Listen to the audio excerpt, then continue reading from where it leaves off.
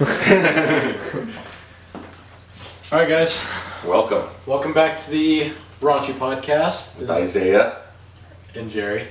Isaiah and Jerry. Yeah, I'm not Isaiah, I'm Nima.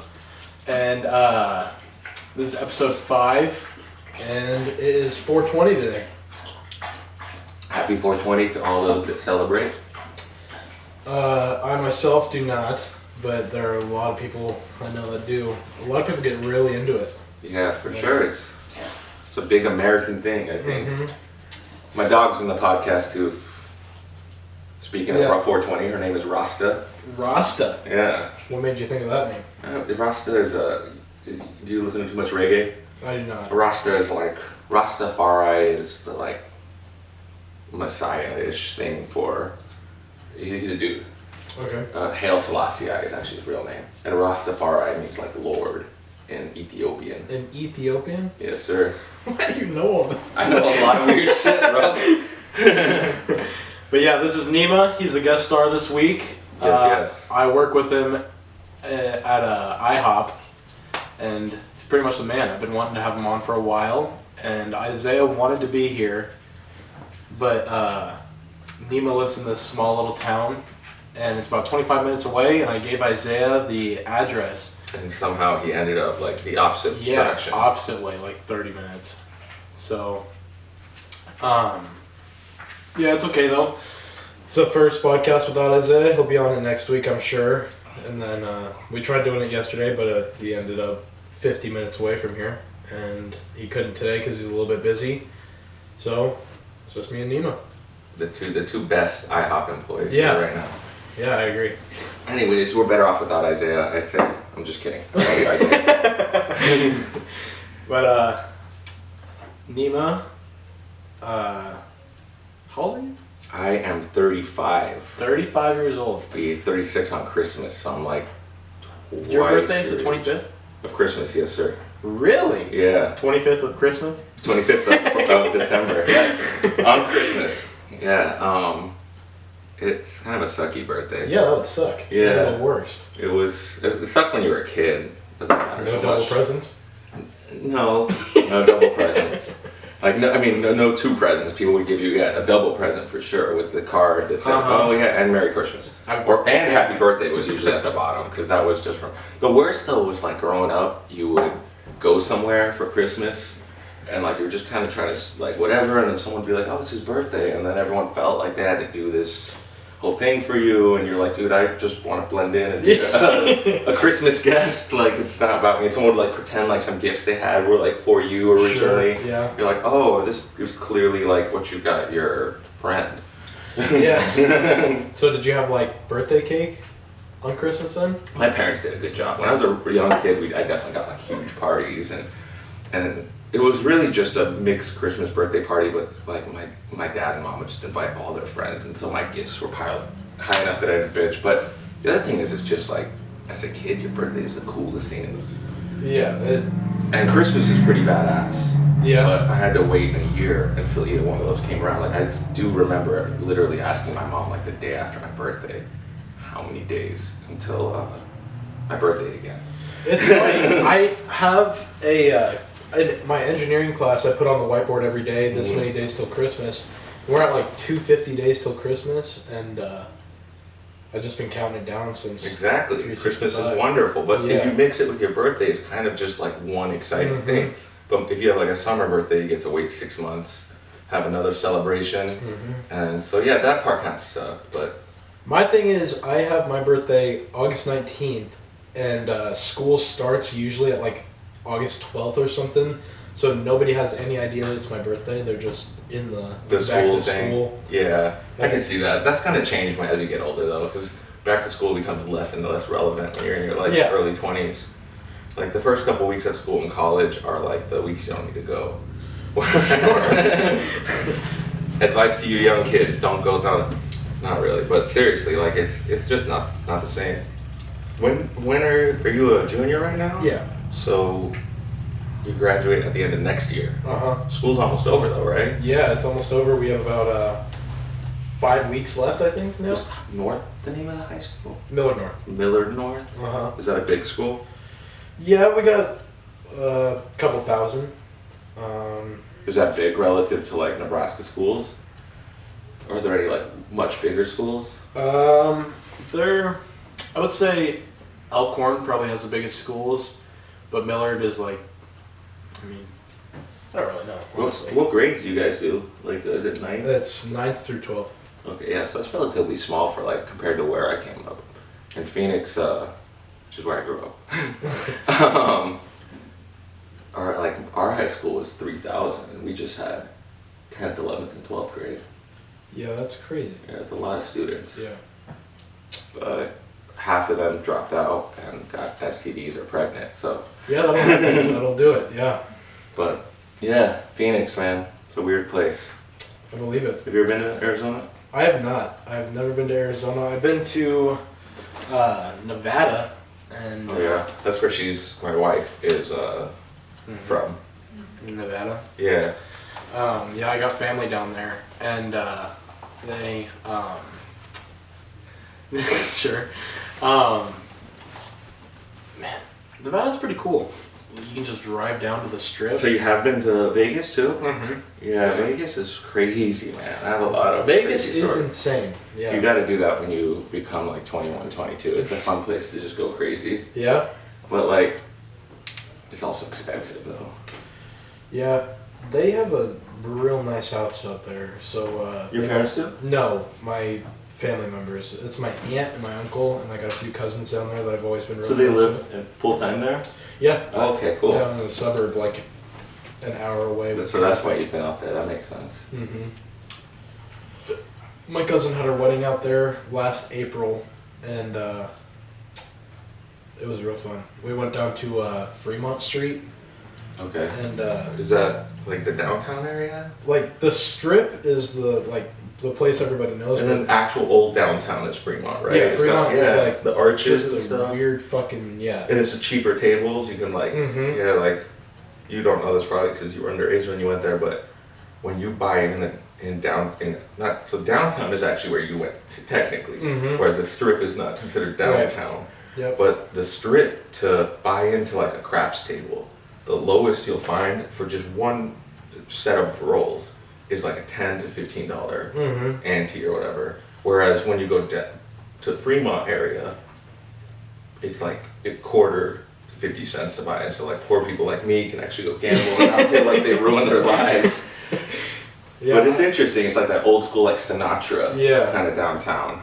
But there's like people walking around with their boobs out, and it's like, man, what is going on? For sure. This is entirely new to me. Absolutely, man. There's a lot of weird open stuff there. Something I feel like you could never get used to. Like Definitely, even if you man. live down there. For sure. I still remember one time, like a buddy of mine, we were together in Vegas for a trip, and these two like gorgeous African American females were hitting on us, and we're like probably 22 and kind of inebriated. Sure. And I sort of sit back and look, and I realize what's going on. Yeah. And I'm like, dude, and I tell my buddy, I'm like, dude, there's no way these girls just want to hang out with us. We're like 21 and they're like models, and I'm like, dude, and they're like trying to get, and then all of a sudden my buddy's just crude and says like, you know, are you guys blankety blank prostitutes? Yeah. And they got offended and like kind of cursed us out. Yep, that'll happen. Yeah, that does happen for sure. But and then 1 second, because I forgot to start my 12-minute timer, and I'm scared it's gonna just cut out. So. No, for the thing goes out. The timer. Are we pausing for a second? No, I started back up. Yes. Work. But yeah, that actually happened to me also. I was down there with my family. Obviously, we were in this little store, and I like trailed off a little bit so I could look at like the antiques and stuff. And out of nowhere, this like 27-year-old woman came up to me, and she was like, "Hey, what are you doing tonight?" And I was like, "Just hanging out. I don't know." And she like. Did she look like a prostitute, or was she just like a regular prostitute? She looked like a regular prostitute. Because like the girl I'm talking about looked like a model, but at the end, but that's Vegas prostitutes. Whereas I feel like outside they're just gonna look like a run of the mill. Yeah, is that what you had? One of the run of the mill? No, like a little more attractive. More attractive, because we were walking past each other and we like bumped Apple Watches, and she was like, "Ooh, bump buddies." So I was like, "Yeah, sorry, my bad." Is this here? No, it was in Vegas. In Vegas. Oh, okay. And I was like, oh my god, you know, and she was like, no, what are you doing tonight? And I was like, just hanging out, like, just doing me. And she was like, well, do you have like Snapchat or something that I could get? And I was like, you're like 27, like you're like 10 years older than I am. That's weird. But, so you were alone, or were you with your family? They were like off somewhere? they were in the same store. Yeah. But I was just like off looking at like, I think I was looking at like keychains. How weird. I wonder if she like misjudged your age, or if she really was like, okay, trying to proposition a 16-year-old boy. Like it was crazy. And then my dad came out of nowhere. He was like, all right, let's get out of here. I bet, man. That's crazy that that's a... I left and I looked back and she blew a kiss and I was like, that girl's got like balls of steel. Yeah, for real. Man, okay. But I got the full Vegas experience. That's cool, man. Yeah, you got to do it again when you're older, though, too, for sure, because it's a whole different ball game. But you're probably not going to remember much of it, which is kind of the irony of the way we party. Yeah, I'll head down there. It'll have to be, I don't know, maybe after college or something. I would say like somewhere in the middle of college to celebrate something specific. Go on like spring break or something. Spring break, maybe 21st birthday, friend getting married, something like that. You know, you gotta break that Vegas cherry. But like, I mean, even though you went as a young lad, it's like I said, a totally different experience. Mm-hmm. Yeah. We went down to the strip though as well, and there's like tons of papers laying around. It's like little cards, and they're like ads for like I've seen strip those, clubs, and it's like, man, it's not just strip clubs; it's call girls too, and it's Yeah. like the way they hand those ads out, famously in Vegas, is really weird. But they like walk up to you and they start slapping the card on their hand to get your attention. And then you look up, you're like, what? And he's trying to hand and. Like, I remember being like 8 years old or 9 years old, collecting like 100 of them. Mm-hmm. Yeah, because it was a bunch of crude pictures. Yeah, and then So you guys just found them everywhere, though, right? They're all over the ground because they're handing them out like that. People just just throw them on the ground. But I think that's the best kind of promotion at the same time, because either you're looking forward or looking down, and you just see all of these cards everywhere. Yeah, that's. Pick it up. I remember it was so bizarre to me, but. That's a different time when like finding a picture of a naked girl wasn't as accessible. So Yeah, like now you can open your phone, open Snapchat. Yeah, those pictures were like worth money when I was a kid. I'd be like, I'm gonna sell these for like $20 each for. Yeah, that's crazy. Yeah, it's a different time, man. I don't get how you kids can handle all that stimulus. I don't know. I wish I grew up in a earlier time. If I could have grown up in the 90s, that'd be sweet. Yeah, 90s were cool, man. Actually, it's weird to me because when I was a kid, we would talk about the 70s, like kind of as like a time where, you know, it was like, oh, that'd be cool to be around in the 70s, and like Zeppelin was playing at that time. Yeah, that would be cool also. But that seemed like, to me, back then, it seemed like ancient history. Mm-hmm. Now, the 90s are as far away to us as the 70s were to me. Yeah, that's... You know? And that's bizarre to me because I'm a 90s kid, so I'm like, man, I'm that fucking old head now. I'm that dude that like everyone's like, oh, like I'm gonna be like, oh, have you ever heard of Boys to Men? And people are like, what do you mean? And I'm like, Motown. That's funny. We were just talking about Boys to Men like a week ago, and no one had any idea who they were. Exactly. That's bizarre. Boys to Men, like the band? Yeah. Like, is it like a movie? No, I guarantee it though. It's weird for me. Like a guy we work with named Kevin, for example, like. We always try to make these references to the kids, and I'm always like, dude, you gotta remember, these kids are like 19, they don't know what. He told these girls like they drive a hoopty. You know what a hoopty is? I have no clue. Exactly. I was like, that's some old ghetto slang, which means beat up car. Yeah. But all these three like little young white girls in Nebraska were like, a hoopty? Yeah, Kevin's a weird guy. He makes a lot of old references like that, but Kevin's like 45 though. Yeah, he's a lot older than he looks. He's a handsome looking dude for 45. I'd like to look as young as he does when I'm 45. I don't know what that diet he takes is, or maybe it's that black don't crack. I don't know, man. But he looks healthy. Yeah. He could, like, if he told me he was 30, I'd believe him. Me too. There's a lot of people like that at IHOP though. Like, you think they're like in their 30s and they're either 25 or they're like 50. Yeah, like, man. That's for sure. I get people tell me they're surprised when I tell them I'm 35. That's one of the weird things about growing up. Like when you get older.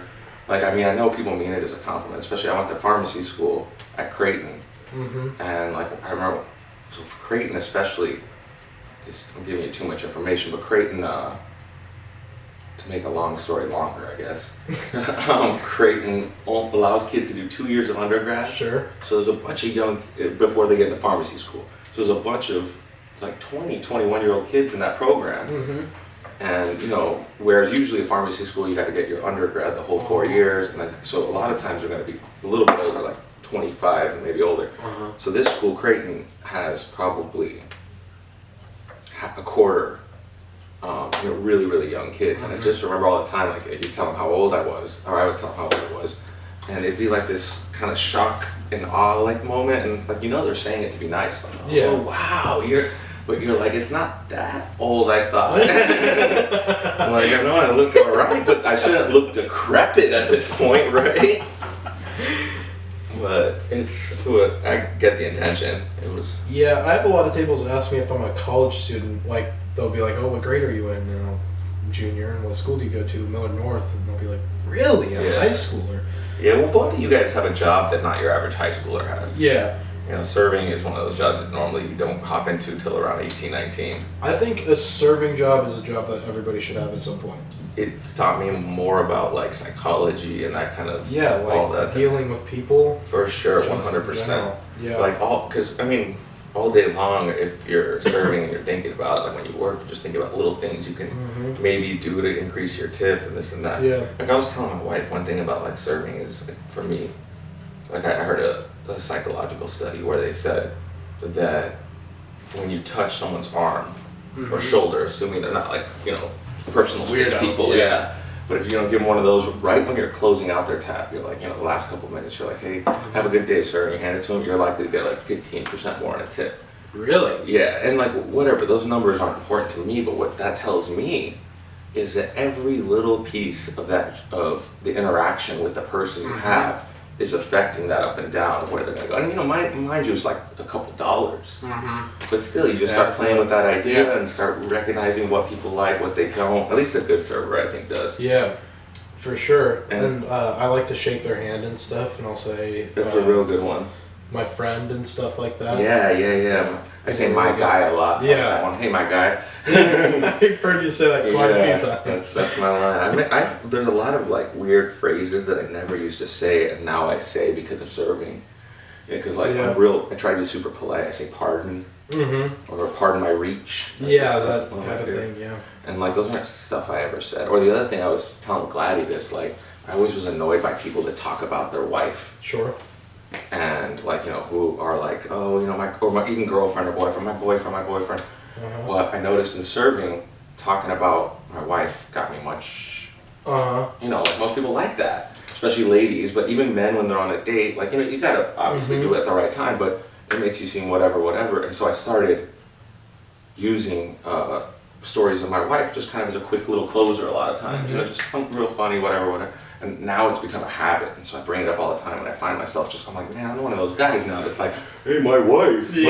I'm like, man, I'm so annoyed about that, but so that's the weird thing about serving though too, is it does kind of bring some fakeness out of all of us. Like, you know, there's so many times when I'm talking to people at work, and I'm like, man, this is just so not me. You definitely got to bring out a fake part of you, just the best part of you. All work is that though, to a degree, you know, because. But yeah, it's definitely like a learning experience. I think you're right. Like anyone do, and the other thing is also everybody just needs to learn that empathy. Yeah, you get from serving. Yeah, I agree. I think it's insane we don't pay our servers in most states. Yeah, that's crazy. $2.19 an hour. I tell people, they say, "What do you make an hour?" It's like, well, I make $2.19. People go bonkers for it. They're like, "Isn't that against some kind of law or something?" It's like, well, you don't realize. Like, a couple nights ago, me and Nima were working together, and we got absolutely slammed, and it was just me and him. And I was there for 6 hours in total, and Nima had left at 8, and I had, like, a bunch of tables afterward, and I made $165 in 6 hours. Yeah, so you do have days like that for sure. Yeah. And so it makes up for it, but definitely, like, I mean, there are states that do pay you hourly. But for us, we basically don't get a paycheck if you make enough in tips, which is insane. But I mean, the paycheck is a nice little bonus though, because even if you're getting like $30, it's like Oh yeah, I'll take it for sure. I get excited when that thing comes, but at the end of the day, sometimes I'm like, okay, is my pittance like? I could have this peasant. That's sort of what it feels like. Yeah, but sorry, I'm just trying to watch the timer. What are we at? 12, 3. Can you pause it at 36? Yeah. Yeah. Pause it real quick. Word. All right. So I forget what we were talking about. Let's switch gears. Let's talk about something random. Like I don't know. So your wife is going to school for philosophy. That's something I talk about a lot. There's a lot to talk about there. But yeah, she's doing a PhD. She's almost finished actually. She's actually writing her. She's probably grading right now. Yeah. But she's got to write a dissertation, and that's it. But yeah, that philosophy is a weird beast. Yeah, philosophy, like what in, like, I don't even What is philosophy? Yeah, like it's funny, like most people will forget when I say that she's a philosophy major and they think psychology. Yeah. That's usually what people go back on, and even she says sometimes people want to like talk to her about their like emotional problems or something. And it's not that at all. I mean, maybe kind of, but not really. Like, philosophy's like, I'm gonna get like all deep here for a second, but philosophy's kind of like the now it's something else, but it was all sciences. Like, there was no separation between science and philosophy early on. Okay. And so like, it's that kind of Plato, Aristotle type thing. Okay. But these guys were scientists in their time. You know, they did everything. They were just like and a lot of science at that time was just done by thinking. Like Aristotle, a famous example is Aristotle thought women and men had a different number of teeth. Women had less teeth, he believed. And because, women's jaws look smaller. And he was married, but he never bothered to count the number of teeth his wife had so he could verify the theory. Like, that's just a different mindset they had, It wasn't this empirical science that we're used to. So then, at one point, it gives birth to biology. Sure. And so people are like, look, we shouldn't just think about it. We should, because, you think hard enough about it and you're like, what should we think about for truth in science? Should we just think about it? And then someone will be like, no, I think we should actually verify it. And then that becomes a science. And there's this whole branch of philosophy, like most famously Karl Popper. Sure. And you probably heard of the scientific theorem in school. Yeah. So that's all like this branch of philosophy started talking about the scientific theorem. And so that gave birth to all. So when you get a PhD, that actually stands for like a doctorate in philosophy in general. But anyways, fast forward to modern times, obviously the Aristotle and all that stuff, the sciences branch off. You got social sciences to talk about how behavior works, and math and biology and all that stuff. And so what is left for the philosopher to talk about? And they talk about like ethics, the meaning of life. Sure. Those kind of like, the kind of big heady stoner questions in a way. Sure. So it's kind of cool, but it's one of those things I feel like every college kid kind of gets introduced to that, usually in like a 101 class. And there's some cliche philosophers kids get into, like Nietzsche. Sure. Nietzsche's an interesting cat, but really though, I feel like when you go searching for answers within philosophy, my personal experience, you realize how complicated it actually is. Yeah. It doesn't simplify anything. It's just like, like I took a class actually in college, which is where I met my wife, in a class in college, but it was like the theory of like knowledge. It's called epistemology. It's a weird word. But it's like just the question of it. I didn't know what I was getting into, but I took this class and the question was like, how do we know something? And then we defined knowledge as, I can't remember the 3 prongs, but anyways, point is, fast forward, at the end you're like, I don't even know what I know. It just made it more confusing, and I think that's the truth with a lot of investigations. You realize it's just more nuanced than you ever thought. Yeah, that's crazy. That's a lot to think about. Yeah, but I really like, as far as philosophy goes, I like to like think about weird ideas like free will and things like that. Like, whether, I don't know, like to me, I see the world as kind of like a giant, including all of us, as kind of like just like a domino rally. and everyone just does kind of what they have to. Sure. That argument is it's like the most commonly described as determinism. So like, you know, it's sort of like, I don't know, I'm getting kind of heady here, but like Big Bang starts it all, and you know, universes and stuff, they're all just kind of coagulating and getting formed from the laws of nature, right? Sure. So if, over time you got these ball gases and or masses of gas that become suns and planets and all that crap, and that's basically, you can calculate that on a computer, like how, given all the original variables, you can calculate how it's all going to come out and work out, and it's based on all the principles of physics, similar to a domino rally. Are you following that? Yeah, I get what you mean. So I'm just saying, just the physical stuff, right? Like just the same way if we pumped a thing full of dynamite and blew it up, if you had enough information and a good enough computer simulator, you could know where all the projectiles will land. Because the amount of force you're giving, and if you knew enough about the object that you're blowing up and all that. In the same way, that's how the planets were formed. I mean, like if there was a god or some all-knowing being, he would be able to predict all the physical stuff, minus living shit for a second, to like the T, because he knows all the stuff about the starting material and the energy that made the blast. Yeah, I get what you mean. So that at least covers all the physical stuff, meaning like it couldn't have been different, right? There's no possibility, like within that story I just gave about planets getting formed, there's no point for things to have been done differently, right? Because it was done that way. Starting from that bang. Yeah. Like at that point, the dominoes are going to fall the way they're aligned. And you think it's the same way for all of us? So that's the big question, is like, so is it the same for ants, do you think?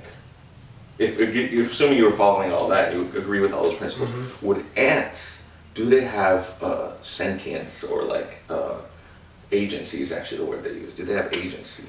Like, do they get to choose, like, yo, I want to walk down this path because I smell that scent, that's my homie? Or is it just that they're like, oh, it's scent, walk that way? So I propose that it's definitely just reactions. And then I think if you go all the way up the line, we like to think that we will things. Like, you know, like, oh, I feel like if I want to pick up this cup, I can pick up this cup. Right. But can we not trace that back to like, just like a domino effect, to just a series of like experiences in the past and things I've been through and my psychology that's built through that and all that, that like at this moment, I can't not reach for the cup because that's the series of decisions I was going to make leading up to that. Follow me? You're tripping me out, you. Yeah, but do you follow what I'm saying? I get what you're saying. So like, do we have any control over those decisions? That's the question. And then if we don't have control over that, can we blame people when they screw us over? You know, so say that is the case. Say you followed me on all that and say you conclude with me that we don't have the ability to make a choice otherwise. It's just predestined? So this is called the principle of alternate possibilities, to get all technical. This philosopher came up with that stupid phrase. But that means like, so he said, can you blame somebody if they didn't have a choice to do what they did? You know, in cases of coercion, we would say no. Like if somebody held a gun to your head and said, you know, hey, push this dynamite and blow up this building, and you did it, you know, even though we'd be like, dude, you probably should have taken the bullet to the head, we won't be like, you're an asshole. Yeah. We won't condemn that person. Because there's a certain sense of agency, of willing it, that we correlate with blame. So how do you blame someone that couldn't have done anything other than what they did? So it opens up this whole world of like, you know, corrections and stuff like that. And these are not thoughts that I came up with. These are like, kind of, I mean, determinism for the most part in science is sort of the accepted fact. The only thing that kind of lies outside of the deterministic view is quantum physics. But regular physics, like everyone would say, for the most part, we live in a deterministic world. So given that assumption, that, you know, arguably you agree with or not, but if you did, then it's like, what does justice mean? You know? And it's a weird question. And then some determinists want to go even further and be like, you know, shouldn't we, if we can't blame people for what they do, if, you know, like, for example, I rob a bank. I'm a criminal, I grew up in this shit environment, so given the deterministic logic, I went from, this young helpless kid who was so much stimuli, negative stimuli, that I became a criminal. So we're agreeing that he couldn't have done otherwise. He had to have been in the place he is, right? And the person he is. And then that person has the drive to hold up the place. Now, is that kid, 12, 13 years old, responsible for the environment that created the kid to be willing to rob a bank? And then so if we're like, dude, he couldn't have done otherwise, and then that's a question, like, given an empty slate, would you have done the same thing if you had all his experiences? And it's cool. One thing I like about this thought experiment is it opens up like a whole way for me to think about empathy and to realize, like, look, given, like so many times in my life, like I've wanted friends to act differently or do something different, and I'm like, and then I realized that I just want them to be different, but they are who they are. And that's a silly thing to want. Like, I either want them to be me, which is not what I want everyone to be, or I accept people for the decisions they make. It's like, my buddy's gonna, like, if Isaiah not coming here, I could be like, dude, Isaiah, you're an idiot for not getting your maps right. Yeah. But I could also be like, dude, Isaiah didn't have a choice over that. He's gonna make that mistake. And why would I get upset that domino fell the way it was lined up to fall? That is a crazy way to think about everything. Yeah, my man. It's a trip, and that's the part of philosophy I'm most interested in. I talk to my wife a lot about this. I kind of obsess about it. Because that is crazy, like blowing my mind right now. Yeah, I've never thought of things like that. Yeah, man. It's one of those philosophical ideas that I was actually talking to my wife about this, that I've enjoyed telling people, especially around your age, because that's when I kind of got introduced to it. And it kind of like changes your perspective on things. Now, like again, along that domino rally from the Big Bang to us, the argument might be, at what stage did all of a sudden willing happen? Because you know what? You want to reset? Yeah, real quick. Go for it. So like assume you follow the domino effect, Big Bang story. So you're like, okay, for the most part, most people, let's say, accept that. They have to come up with a point in that story leading up to life on Earth and to animals on Earth. Where did all of a sudden the universe, if we will, just using open language, start actually having agency? Was it, like I said, the stage when we had like single cell life? That now all of a sudden that life is that when we started being like, okay, now I want to be over there? Did the single cell life start thinking, independently of any of the things that happened before? Could it have been like, I want to move there, I want to move there? Most people would probably be still okay with saying no on that. And then you go through the line and you go all the way up to like, more cognitive mammals like my dog. And that's where it starts getting hard for us, because like, especially when you get down to your own level, like there's a lot of famous philosophers that like are like, look, I have control over my will because look, I'm wanting this.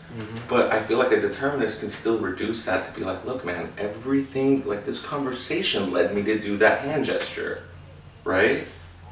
Man. You follow? Yeah, that is something else. Yeah, man, philosophy's fun like that too. It's a lot of it like, it's a fine line between like stoner talk and like, so it's like hard. You might like repeat the same story I gave you to your friends, and like, or maybe I sound like it's.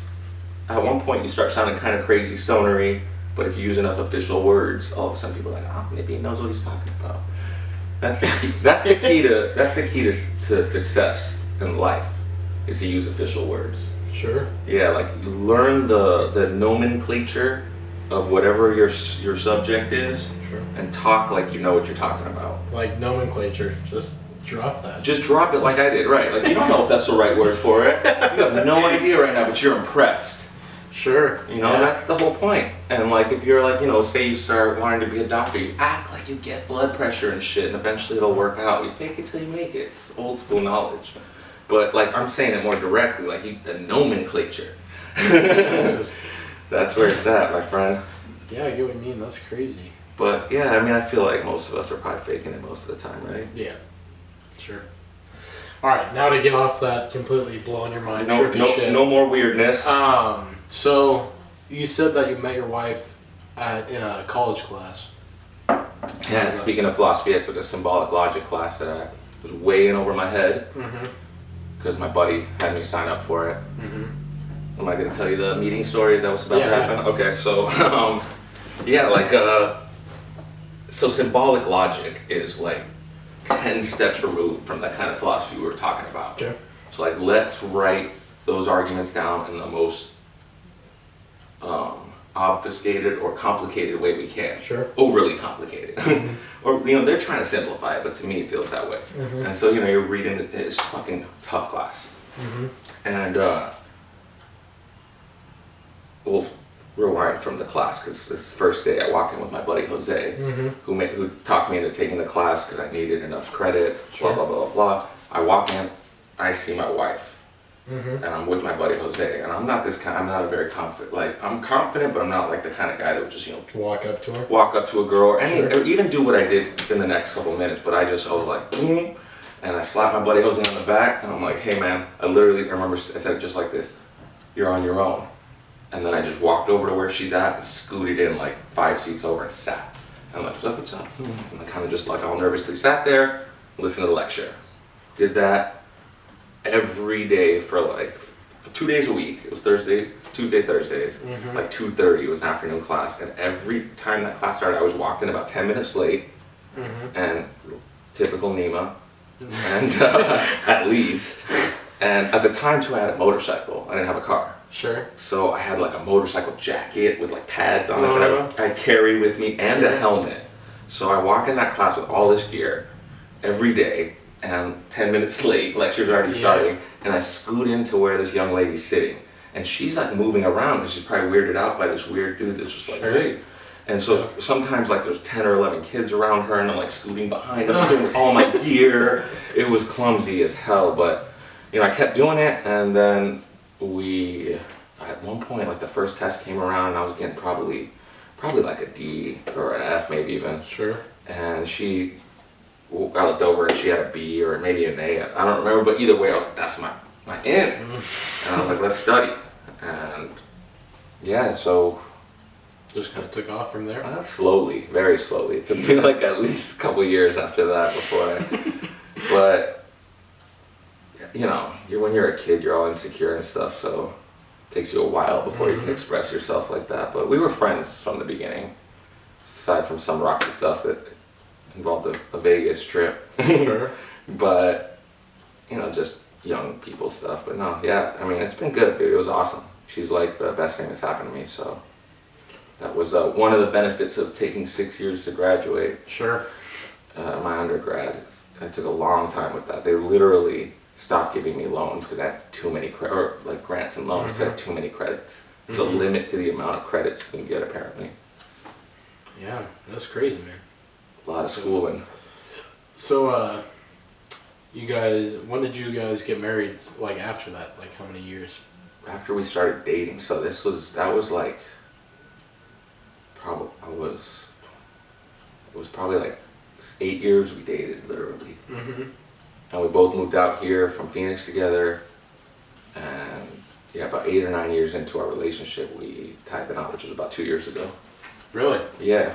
So that's definitely so. If I'm in a place to give any advice, I would definitely give kids about relationships and like finding yourself before you get that. Because I would say a lot of us, like, I don't know, when I was 18, 19, I probably had some girls and I was like, this is going to be my forever chick or whatever, And like, I feel like looking back on that was very ignorant, because there's just so much growth left at 17, all the way to like 28, 27. There's still a lot about you is changing. In my family, it's kind of weird to say this, but in my family, like, marrying your high school sweetheart runs in the family. And it's like crazy to see how many people, like, I just thought, my grandma did it, my aunt did it, and like, that's it. But like, you can see in a lot of people in my family that they married their high school sweetheart, and it's like, you ask them about it, it's like, man, how do you do that? Because there are people that marry their high school sweetheart and they last for like 2 years and then they get divorced. But like, every single person in my family has lasted like 35 years now. Wow. Like, that's good for them. insane. Cheers to you guys. But, yeah, you know, I think it's getting more and more rare, though. Mm-hmm. You know, back in the day, though, too, it was like, I feel like the world was smaller in a way. Mm-hmm. Like, you know, you weren't going to meet as, you know, kids didn't all go to college. Now it's kind of mandatory you go to college and do your traveling. Mm-hmm. You're gonna meet a lot, your circle just opens up. But back then, like, it was just your town. You might as well lock down the prettiest girl. Yeah. And vice versa for the girls. Like, you might as well lock down the most handsome guy or whatever. Sure. And so I think people just kind of got hitched more easily in that way. But to me, what I've found with a lot of my friends that got married early is, whether they were girls or guys, they both kind of felt like they missed out on something. Mm-hmm. Like the single, like, partying, whatever lifestyle that the American, like, media makes us all think we want to get into. And I feel like if you don't really attend enough parties and do that enough, you don't really realize how lame it actually is. Mm-hmm. And you feel like you missed out on something, and then that's when, like, infidelity and blah blah blah starts. It's because you're going to be looking for that thing you feel like you missed. You have to go to enough parties to be like, oh, this is what this is all about. It's just actually kind of lame. I hate parties. Parties are horrible. But then the next stage will be bars and that whole bar scene, and it'll be the same, like, breakdown. At first you'll kind of be interested in it, just like you maybe were at your first couple parties. Sure. And, you know, you'll meet some people, you have some fun, but after a while, it's especially obvious once you get in a, like, relationship where you care about someone, because then you're not as, like, interested in chasing tail and all that. You're gonna go out with your friends one day, not drink as much, and look around and go, this is lame. I'm, like, wasting $40 right now to watch my friends get drunk and fail at hitting on girls. Like, and you just start realizing what a like, insincere scene it is, and you know, you'd rather just probably not be that social. I think that's where I'm at. You know, I still enjoy going out sometimes, occasionally, but your goals are much different once you are with somebody. So I don't know. I think that we all need that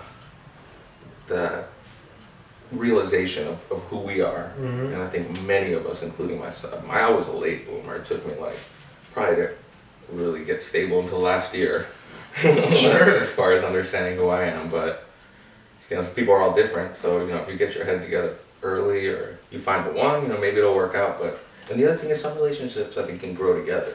Sure. Yeah. And so that's a lot of times the case. Like, I think, like, your success stories in your family, it was work. And relationships are work too. It's not just something that happens. You know, they had to work and grow together and fix their problems when it came up. But it's a little easier to just wait till you kind of shift through all that weird, awkward transition, and you're kind of a little more stable to then be like, now who fits with me? Rather than, like, guessing, okay, hopefully where I go in 10 years, you'll also go there. Yeah. And I think that's the case with a lot of people when they settle down, and then all of a sudden this person's, like, going to war or something. It's like, okay, now you gotta sit and provide for yourself for 5 years while waiting for this person. I think that's crazy. That's, like, such a hard situation to be in for all parties, man. Or, like, the other thing I sometimes have thought about is, like, paraplegics or something like that. Like Christopher Reeve, Superman. He was, like, bedridden, and then, like, you know, would you want your SO to just be at your side, even though they're a young, healthy person, like, or would you be like, you know, honestly, you should probably find somebody else for intimacy. You know, I love your friendship, and I wish we could be together, but clearly I'm a paraplegic now, and I can't give you the things, and I can't fulfill your needs in this relationship. Or, you know, I don't know how you go. It's just a weird thought to be in that situation where, yeah, man, Christopher Reeves, what a weird guy. There's a lot of things that, like, that definitely go into a relationship, but I feel like a lot of people just date just to date. Do you agree with that? Like, I think a lot of people are afraid to be single. Alright, let's ask one more time. So, a lot of people just date to date. And there are some people who are like, no, I date to marry. So what do you think about that? I think that I think if you're, like, it depends on how old you are. Like, if you're saying you date to date and you're 30, you're probably kind of weird. Yep. And if you say you date to marry and you're 20, you're also probably pretty weird. Yeah. Like, it's just not that world anymore. Like, and you know, the thing is, if you look at it, like even age expectancies are changing. People are having kids later. Like, you know, it's kind of the cliche line, like 30's the new 20 or whatever. But it seems like that's where we're going. Like, women are starting to, like, back in the day, women didn't have careers. So of course they could have a baby and a family by 20. But that's expecting a lot of a modern woman. Like, my wife could never have a baby right now with the amount of school she has to go to. So even if we were gonna have kids, it would be after all that. Yeah. And so it sort of seems like we're just, as a people, like, you know, we started without any education, and then we added like primary school, and then we added like middle school, and it seems like we're just getting more and more into this, like, look, it takes a lot more preparation to be an adult. You know, you were pretty much an adult, especially for girls, man, at like 12 and 13 back in the day. It's ridiculous, but they were like, you know, but like, we still hold ourselves to those standards. Those people were getting married at 18, 19, and we're like, we should too. It's like, well, they were considering themselves adults by 12. We're all going to agree that a 12-year-old's not an adult now. So, you know, what's the stage where we finally stop growing as a person? I just feel like you got to make your mistakes before you get into a relationship too. But as far as like dating in general, I think just people need to be a lot less. I mean, dating should be like friendship, you know. You don't force it. It should just come naturally, and like you should just go out, and when you go out with somebody on a date, just your goal should be to have a good time. I agree with that. Actually, I was talking to this girl, and she said that she hates slapping labels on things like dating. Like, there's this thing now where a lot of people will be things, and it's like the stage before dating. I don't know. So what do you guys call it? You say we're things? Yeah, thing. Okay. Like a thing. This is a thing. Okay. And is it different than, do you guys still use the phrase seeing each other? That's not a thing. Not really. That is kind of, that's like, I feel like. It's kind of died off. But I got you. Okay, so like that stage in between you're saying is when one party or the other doesn't want to admit that they're dating. It's either admit or commit. Like, they don't want to, like. That's, I guess that's a very like succinct way of saying it, is admit or commit. And I think that people want to think that they aren't committing, but they're just not admitting. I agree. I think that, like, you know, and this has happened to me in the past, like with you know, maybe a friend or even myself in a relationship when I was younger, telling somebody like, look, you know, we're just friends. But then when you have, you know, intimate time with that person, you're sending the exact opposite body language in every way. And we all know that body language is a little bit more important. Like, if I said, Jeremiah, I like you, versus I screamed at you, the message would be very different. So, like, you know, especially if I was like, so, like, the fact that, you know, you can't tell somebody, hey, girl that I'm dating or guy that I'm dating, I don't want to have an intimate relationship with you. Sure. But let's hang out all night and be intimate. Yeah. I hate that. Even psychologically, you're sending mixed signals, and you're feeling that yourself. It's going to drive somebody crazy. And there are some people that give the excuse, well, I don't have the time, I don't have the whatever. Yeah. But it's like, but you're still hanging out with this person. You're still texting each other, calling each other every night. Like, that just doesn't add up to me. Yeah, it's bizarre. Like you have. It seems like it doesn't take that kind of time to be into. In fact, one of the benefits of a relationship, to sound like make it petty and like small, is that you get way more time actually to yourself. Because when you're single, you're always searching for intimacy, and you know that takes time. You got to go to the bar. You got to meet new people because you got to stay single. You got to. You can't have somebody that cares about you too much where it's progressing into that relationship point. Once you find, like, to be cliche, like the one or a person to be your SO, I feel like you have less of your time is wasted on finding the intimacy. You know what I mean? Like, I feel like I have more time on my hands than when I was single, because, you know, I spend like Thursday night trying to figure out what we're gonna do, and Friday night, same thing. That took time and energy. Now I just be like, yo, you want to see a movie at 9? Cool. Or even like, yo, let's watch a movie. You know? Yeah. So like, I hate that thing phase. That's an interesting thing. Stupid. We're a thing. We're a thing. And there are so many people that like. So what does that mean for these people? Like, as far as everything, can they cheat? Oh. So a girl was explaining it to me like literally like 2 weeks ago, maybe a week ago. She said that these are the phases. You go from talking to being a thing to dating. So talking is where you're like just hanging out like a little bit. Maybe texting each other. Talking a little bit. And then a thing is where you like exclusive to that person. But I think that's dating. I don't get that. Yeah, I want to say then what's the difference? Yeah. What is the what's the transition? Can you explain what they're going to say? And like I said, I played this game when I was a kid. What they're going to say is like, well, we haven't, like verbally, I guess, said that we promise not to cheat on each other. Yeah. That's essentially what it seems like they're saying. But a lot of the people that are saying it don't necessarily, you know what it is? So the reason, at least for me, the reason I think I played that game for a little bit was, you know, in high school I had a girl that like probably did some stuff with another guy and it freaked me out. And you know, it hurt me because I was like really into this chick. And, you know, when you're that kid, young, like your age, and probably anybody who's listening to this, but like, that, you know, a breakup hurts, man. It feels like, dude, this is the end of the world, and this was all that stuff. And for me, it was like this whole like, oh man, I made myself vulnerable to this girl, you know, and like if I wouldn't have opened up and let her do, you know, if we weren't more than a thing, then I wouldn't hurt like this. And so after that, it was like this kind of guard I put up where I just didn't want to put myself out there either verbally or to anybody else that looked at, if this person leaves me, it's gonna hurt. And so it was just a way to put that guard up, but it was at the expense of others because like any of the people I hung out with where I was like, oh, we're just a thing, you know. But we're watching a movie together, or we're gonna, you know, have breakfast together, whatever. They were getting all the body language and all the messages in their psyche that's saying this person wants to be intimate, like wants to have that kind of more than a thing relationship. But then you told them that you're gonna be a thing, and it's just not like that. It's just wordplay. That's what I think you said it perfectly at the beginning. Is it admitting or what'd you say? Committing. That was really well said, and I think that people want it. Like I said, they want to pretend like it's about commitment, but it's really just about admitting it. Sure.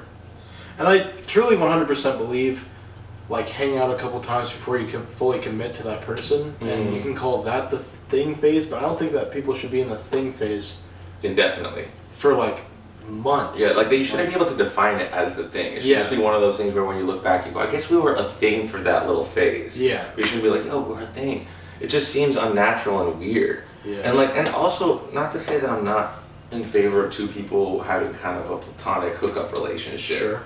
But that's different. Don't be saying we're a thing and that's a transition phase, but we're gonna be here for a while. Like, what does that mean? It's just like if you want to just have casual sex or something, or like you want to have a casual hookup or just whatever. Admit that. Yeah. Don't be like we're a thing. Like that it seems like it's just a cop out, and for the most part, it's probably people that want to be girls or guys that want to be like loose with their morals and don't want to think about it. Sure. Or at least in the back of their mind have the thought they can be if they wanted to. But I think that dating should just be like a casual, like, transition from we're hanging out a little bit to, okay, this is a person that I'm ready to commit a lot of my time. But there comes that time, I guess, in every relationship where you're just hanging out and stuff, and usually in my experience, the female is going to be the one that says like, well, what are we? Yeah. You know, and then what do you say to that? What do you say when you're like, if you're with a girl personally, and you guys were dating, and the chick tells you, hey, what are we? It's 2 months deep. You guys hang out once or twice a week. Then you're dating. I mean, that's what I say. That's what you would say. Yeah, that's the right answer. I don't think that there's any time that you should be like my last relationship. I was talking to this girl for a little while, and then we just like casually transitioned into it. Like it was just casual, and we were just there, and we both knew that on our own level, and it was just there. But I mean, so many of the times now, people go to parties and stuff, and they'll be like, "Okay, I'm gonna ask her out finally," but like they're leading up to this like it's a big thing, but you guys have been hanging out like 3 times a week for like. Yeah, now I get it. You're even like talking, because I remember this in high school. We had like a phrase like going together or something. And it was like, yeah, people would ask someone, like, you want to go to, I don't really remember if that was the phrase, but like, just imagine it was, like, you want to go together. It's like, dude, you guys are hanging out every day after school making out already. Exactly. Like, what does it mean that you... That is exactly what I'm saying. I agree with you. And I think you're looking at it in a way more adult way, where like, you know, as you get older, you see it as like, you know, there shouldn't be this big like stage type thing. It's just, it's dating is similar to friendships. You know, you don't like, once you hang out with a buddy, 2 or 3 months into it, you're not like, yo, what kind of friends are we? Are we just acquaintances? Are we kind of pals? Are we buds? Like, you don't do that. Yeah. But with relation, and you know, it comes down to insecurity for both, you know, for the people that are asking that, wanting that, and it's, but this is a thing for me too. I felt that way about marriage to a degree. You know, like, and I remember having some arguments with my wife, like, you know, and she thought like I didn't want to, and no, that wasn't the case. I didn't want to marry her. It's just part of me felt like, you know, aren't we basically already married? Yeah. You know, we've been together forever. Like, what's going to change? And but one thing I realized is, you know, sometimes those symbols mean a lot for people. And so that's what it comes down to. I think a lot of times it's just a symbol. It's like, you know, you just want to kind of announce to the world, hey, everyone recognize that you have this thing, this symbol, or this phrase, word, a thing, or whatever the thing is. You know, like, it's a symbol at the end of the day. Sure.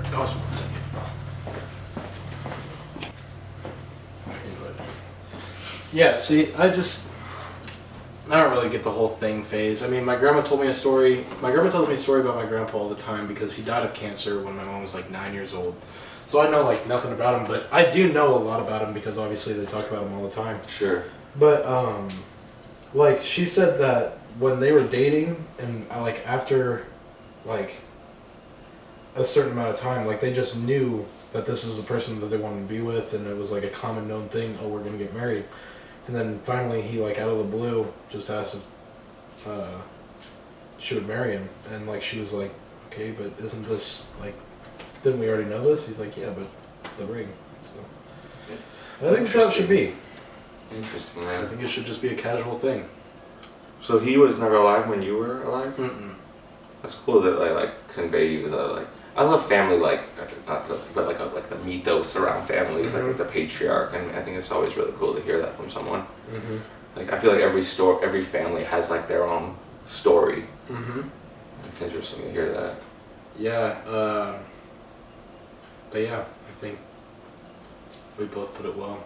Just things are dumb, kind of. Yeah, the thing that he just told me about, stupid. Yeah, I think it's stupid also. We're gonna wrap this up. Yeah, we can wrap it up pretty soon here. Yeah, I think I gotta do my thing, but just remember, don't trust anyone over 30, and don't trust the government. And don't trust Persians. You've told me never trust a Persian. Yeah, Nima is Persian, so never trust Nima. We're the sketchiest. But thanks for tuning into this podcast. Appreciate you watching all the way through if you did.